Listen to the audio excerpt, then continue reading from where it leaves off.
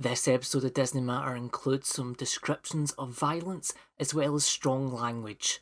Thank you.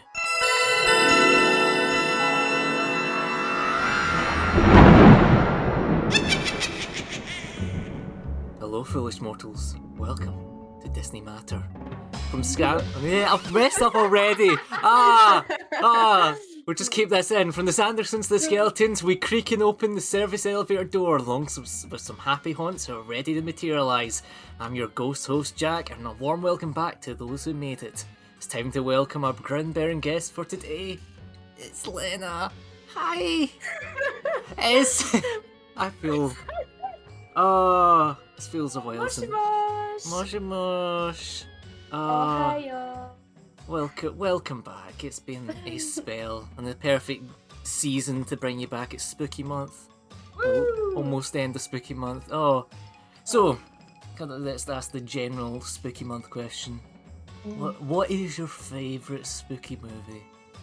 My favorite spooky movie. Yes. It's gotta be for me, Beetlejuice. I'm huge. Beetlejuice? Beetlejuice. What was that again? Nothing. Almost. Ooh. I'm a huge fan of the Juice of the Beetle. Especially, I'm not limited to the Broadway production as well. The film is a slay. I wonder who likes it. I wonder who else really likes Beetlejuice. Oh yeah, honestly, Beetlejuice. I went back and watched the movie, and I do prefer the musical to the movie. There are some really good songs in that musical. And speaking of other musicals, right? I just discovered this week there's a Goosebumps musical. Yeah, I think I saw adverts for it. And it's got Alex Brightman in it, and I listened to it. It's okay. I liked it, but it's one of the ones. It's that and Ride the Cyclone I've been listening to. That is it's about a bunch of children who die in a horrible roller coaster crash. Oh, Winnie, the gates, they parted for her. Oh, she must be very powerful. Yeah, did you manage to see Hocus Pocus 2? I think I've watched the first 5 minutes of it, and then I fell asleep. As in, not because it was boring, because I was really tired. Yes. Honestly, I did really like it. It was directed by Anne Fletcher, who made The Proposal, 27 Dresses, and Step Up, which is... that is a movie that I didn't realise is just buried in the mind. Had return of Bette Midler, Sarah Jessica Parker, and Kathy Najimy as Winnie, Sarah, and Mary Sanderson, respectively, with Doug Jones also returned to play Billy Butcherson. Oh, this movie. I'm gonna just quickly read the plot summary because it's set 29 years after the first film. 3 young women accidentally bring back the Sanderson sisters to modern-day Salem and must figure out how to stop the child-hungry witches from wreaking havoc on the world. I know one reason I did want to mention this movie is because the young Winnie is played by Taylor Henderson, who has a connection to a franchise you really like. Oh god, I'm terrible with Taylor Henderson. I know the name. She played Earwig in Earwig and the Witch. Silly boy, chances like this don't come along every day. Come on. Really? Yeah. To be fair, that's the only Studio Ghibli film I haven't seen. As well, we also had a few guest appearances from Drag Race celebrities. We had Kimora Hall, Cornbread, and Ginger Minge. Drag names. I love them. Ginger Minge is classic. I found out just the other day they followed me on Twitter. What? And Ginger Minge, I opened them, doing research, and I'm like, hey, Ginger Minge follows me on Twitter. You're famous now. I know, I'm famous. It's and that and Jenna Marbles somehow follows me on Twitter. I have no idea why Jenna Marbles is following me on Twitter. But anyway, I'm going to quickly go over how Disney celebrates Halloween, because unlike other places, they don't go too spooky and scary. They go for more the camp, like Ookie Boogie kind of idea. During Halloween, it's the only time that adults are allowed to wear costumes to the park, which isn't Disney bound. And quickly go over to Disneyland to go over what they call is the Oogie Boogie Bash, which is a limited capacity and it's a separate ticketed event. It has immersive treat trails with Mars branded candies like M&M's and Skittles, various exclusive food options you can buy in the event, like the Witches Are Back drink, which is a mix of melon and peach and mint liqueurs and orange and pineapple juices topped with a candy glow cube. The big thing about paying extra to go to this event is you get to meet exclusive characters. So characters you'll never get to see. So you have Clarabelle, Daisy and Minnie, and they're dressed up as the Sanderson sisters. You have Bruno from Encanto, and you have King Mickey and Donald from Kingdom Hearts. You also have Hercules as well. Hercules! Yeah, you can meet Hercules and Meg. Haunted Mansion is rethemed to the Haunted Mansion Holiday, as the spooky attractions now becoming the Nightmare Before Christmas, and this will stay until January. The big thing about it is the meet up with the villains, because this year they have a ton of villains. They've got Agatha Harkness from WandaVision. Yo! Cruella, the live action Cruella. That was actually an underrated film. I quite enjoyed it. I don't know about you. My big thing was the thing that I call it the Trolls effect, where it's like singing "Kill My Grandma," and it's like, oh, why don't you like puppies? Oh yeah, Dalmatians killed my mother. So it's yeah. Oogie Boogie from Nightmare Before Christmas, Maleficent from Sleeping Beauty, Ernesto de la Cruz from Coco, who actually performs, so you actually hear him sing live. Wow. Mother Gothel from Tangled. No, I love Mother Yeah. Gothel. Another one I'm surprised by, this is brand new for this year, was Sid from Toy Story. What? Yeah, you can meet Sid from Toy Story, Madam Ming from Sword and Stone, and Dr. Facilier from Princess and the Frog. Princess and the Frog is my number 2 Disney film. Ooh. I love that film. Gotta squash that. Wow, you could really use a massage. You look very tense. But so do I. And it's now time to jump all the way across the states to Mickey's Not So Scary Halloween at Walt Disney World Magic Kingdom. I know there's a couple of people we know actually did go there recently, and Yeah? hi Stuart and Chelsea. Anyway, the main thing for this year is that the Sanderson sisters have taken over this event. They have their own show called the Hocus Pocus Villain Spectacular, where Dr. Facilier, Oogie Boogie and Maleficent appear and sing various songs. And then after this show, they have the Not So Scary Spectacular, hosted by Jack Skellington, with Mickey and Minnie, Donald and Goofy going on a trick-or-treating adventure as they're drawn into a mysterious haunted house. We've got the things called the Cadaver Dans, who are a cappella group who sing spooky songs. There's the Boo to You Halloween parade. How you know the parade is about to happen is the Headless Horseman trots through Liberty Square with the various characters coming, like the Haunted Mansion people. And the big thing for this year that I was very excited about debuting was Max Goof, dressed as Powerline from the Goofy movie. Oh my god, it's been so long since I watched a Goofy movie. It's honestly, it's one of the things, you watch it as a kid, you laugh, but then you watch it as an adult and then you cry. Yeah. Yeah. Honestly, I had the fattest crush on Max Goof when I was little. I swear to God, people got a crush on Max, and then you had Roxanne. I think Don't. it's that borderline furry thing. Yeah. But the last thing I wanted to mention for this event, I mentioned certain characters. The more rare characters do appear. We have Queen of Hearts and Jafar, and you have Jack Skellington and Sally.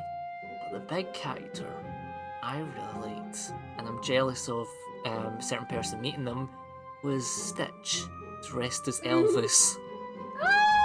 Not Elvis Stitch. Yeah, Elvis. Like, it was adorable. What I mean, like, genuinely, it made me just want to buy a ticket, head over there. I want to meet Elvis Stitch. We talked about how light-hearted and fun the Disney parks can be during Halloween. Like, the villains just appear and shuckle around the guests, and nothing can really go wrong. Lena, Yes. what if something did go wrong? What if these villains were hungry to feast on your fear, What? ready to snuff out your light at the flick of your hand? It's time for our main matter as we talk about the time Disney had a show where they murdered guests. Yes. What? Yes, this is a nightmare experiment. It's Halloween time. It's wicked fun for everyone. So, to begin this tale, we must travel all the way to Hong Kong Disneyland, which opened in September 12th, 2005. But history is a bit boring, so how about we just dive right into the main Disney Halloween time period of 2016? Because Hong Kong, unlike the other parts, they go all out on horror. Because they kind of wanted to have something unique to the park. They didn't want to just be more Americanized. So they went, hey, let's traumatize some kids. Yeah. So they have the Jungle Cruise. Curse of the Emerald Trinity was a retheme for a year, which they had Professor Garrett Reed, excommunicated member of the Society of Explorers and Adventurers. He's still an emerald and is torn apart by vines. There's Revenge of the Headless Horseman, where another member of the Adventures Club stole the horseman's head and uses it for the sideshow exhibit, and the horseman isn't very happy. And the last one began its more lean in towards the horrific side with something called Graves Academy. This is a 100% original house where it's a schoolhouse where if the students speak, the punishments would be a stuff of nightmare. Yeah. There's barely any video of this, but there's like teaser things where like you have like kids like with their mouth sewn shut. What? Oh, And- that's grim. Yeah, the good part is when they're not scaring kids during the rest of the year, they just use it for character meet and greets. But What? yeah, so it's like same place. Like you can go there in like October and be traumatized, and then go there in April and meet Sully. So this leads on to the Nightmare Experiment, which can only be described as the darkest side of Disney, according to its own description. And the only way to experience it is for us to walk through it ourselves. Interactive experience. Interactive experience, aka just I'm going to be reading through the tale. Are you ready? I'm born ready. I hope so, because oh boy, you aren't ready for what's up ahead. So, the day begins. We are invited by Professor J.T. Wu to the Royal Laboratory for Scientific Study of the Phasmatorium phenomenon to assist with his new experiment.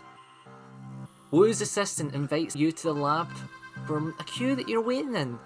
And then Wu is revealed to be a cyborg with steampunk appendages, and he's pressing buttons and pulling levers in this room. And there's a massive circular door with two humans floating in green ties. Wu reveals that he's found a way to take people into the dreamscapes and the most nightmarish realms. And guess what, Lena? You're his guinea pig. Yay! So as the door opens, you are pushed forwards, pushed onwards, and the first thing you see is fog from a Louisiana bayou. And across the bridge, there's a performance ahead of you from Dr. Facilier. But before you enter, a woman in a Mardi Gras mask jumps out and checks if they have anything that may interfere with the performance.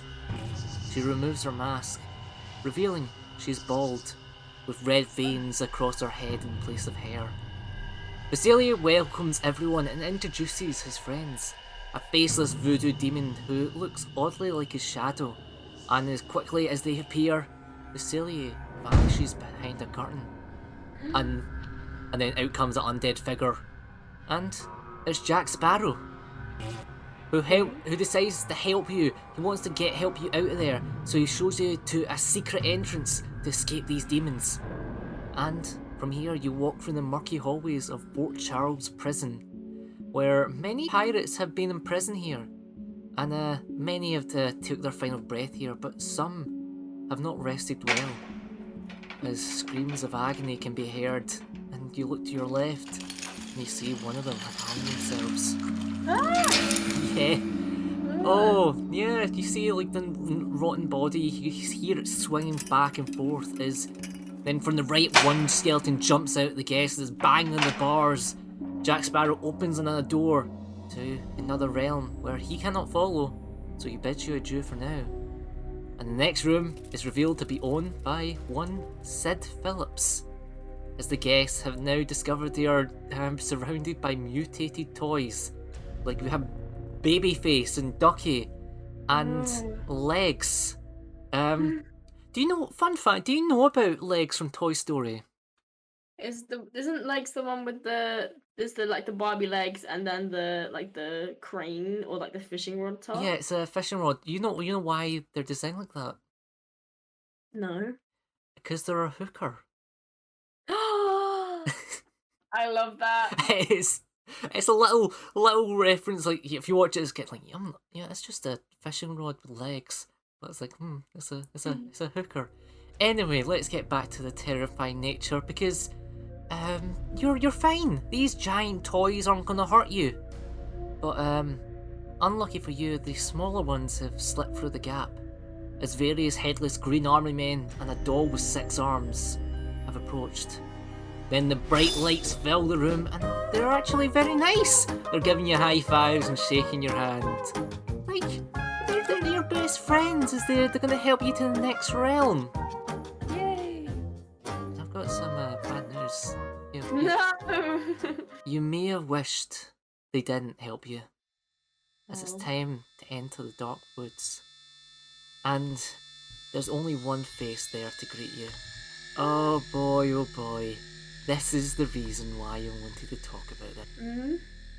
Who greets you is a white rabbit by the name of Nivens McTwisp. He's in a blue suit and has a frantic expression as he guides you to the Red Queen's castle. Or, to be more exact, the asylum within. As the Santa itself jumps against the window, dividing themselves from you. This madman is called Tarrant Hightop. He's dressed in all white, with striking red hair and bloodshot eyes, giggling at the guests. There's a tea party set up inside, but it's odd. All the toys bear the same red scarf, yet they have no head. The door opens as Hightop peeks out, and he picks a guest and lures them into their cell and sits them down at the table and smiles and gives them tea. So giddy over his new friend, he gives the guests a brand new scarf just for them. And as they're drinking their tea, Tarrant is just so happy and giddy over his new friend that everything's great until the silence. Hightop just stops the guests from drinking his tea. His once happy expression now gaunt. He screams that the voices are back and they're whispering something that brings a smile to Hightop's face. That his new guest will look wonderful without a head. What? No, this isn't right! With a flash, he snatches a pair of garden shears and goes to decapitate the guest. But curtains cover the window as the room glows a haunting red as an alarm rings. What the fuck? So the murderer guest, of course, the room Slight Magic is a plant as one of the cast members, so it's, I think they have about 3, so it's like, jump in, jump out. The armoured card guest leads guests out the garden maze, which is filled with gargoyles and ghosts lunging at the guest, and at the end, Jack Sparrow has managed to reach the Underland and there to help the guests once again, and you manage to escape to the final room, which is the inner working of the machine, which you see various clips of villains in their most powerful form. Wu's assistant runs in, informs you that the machine is now on fire, and you must escape. You leave back for the laboratory, which is now smoking, and various things are broken. Wu looks panicked and trying to fix the machinery. They thank you as you leave your attractions, as you're one of the lucky ones to survive. So, Lena, how did you feel about that? I think I was okay up until the fucking taking you and beheading you in the no. It's just Alice in Wonderland. He's fine. He's clearly not very fine. Yeah, but, the thing is, this you want to know the fun part? This only lasted a year. Like, it was never, this attraction was never seen after a year. Like, after all, why would they do something like this that will bring the darker side of their characters? Now located at the Black Box on Main Street, this sequel to this attraction called Maze of Madness that Nightmare Experiment continues happened the following year. Oh boy, if you thought the first one was bad, it gets worse. What?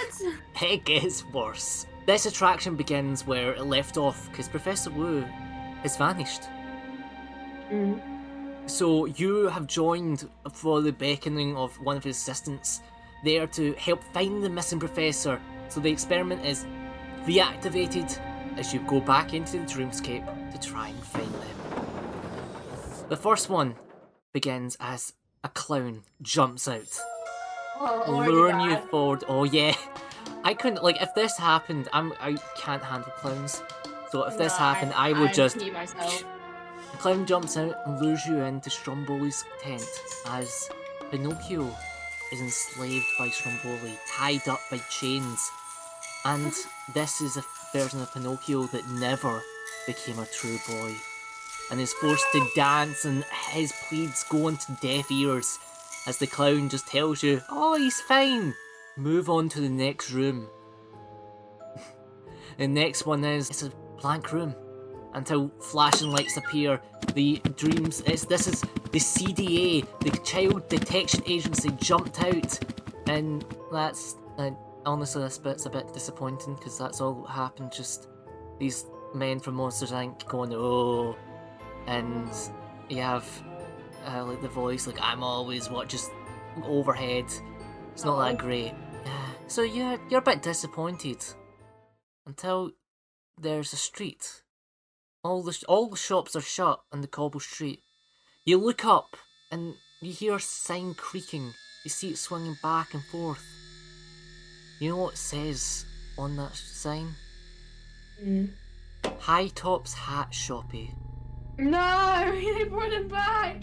And inside, Tarrant Hightop and Nivens McTwist are standing happily waiting for their next guest.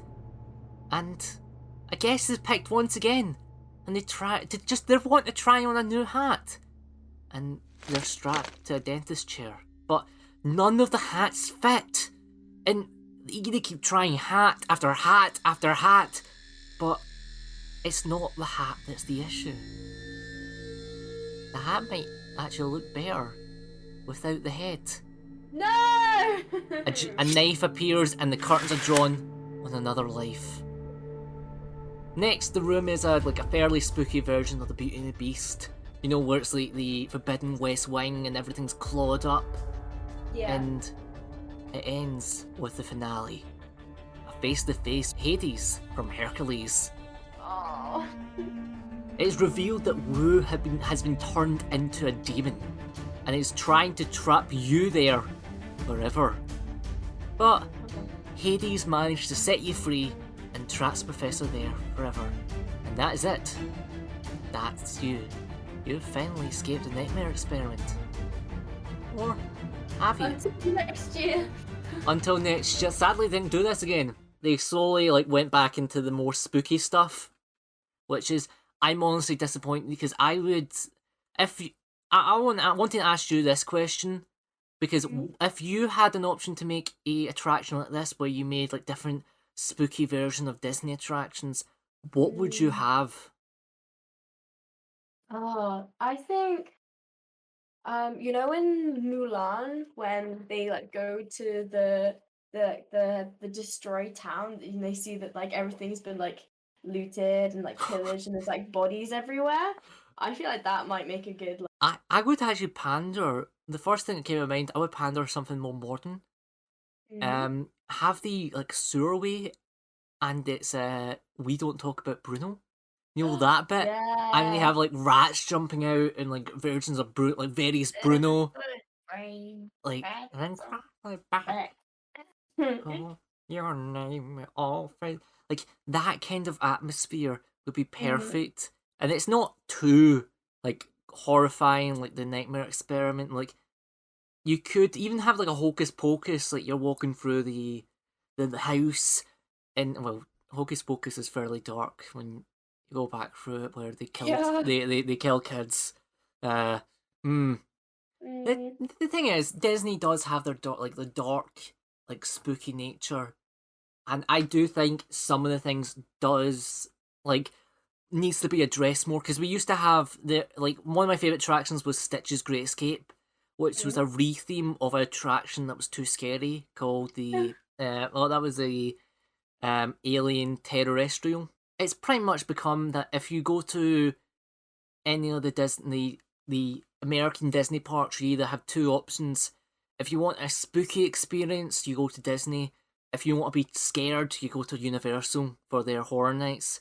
Which is, the Horror Nights is very interesting this year because they don't have a overall theme. They've just went for Halloween as a general theme. And they don't have a mascot this year. They've got The Weeknd as their main mascot. The Weeknd? The Weeknd. As in, like, the artist? Yeah, you know, ooh, I'm blinded, that guy. Oh, I'm blind. Ended by the light. It's actually, I did see the attraction they had, the Scare Maze, and it looks pretty good. I think it's one of the most terrifying mazes they've done for a long while. But yeah, that was the Nightmare Experiment. It is... it's no, one... thank you. No, thank you. You understand why it's not going to be brought back, but yeah, I've known about this for many a year. Just really wanted to share this horrifying tale, and there may be more horrifying tales in the future.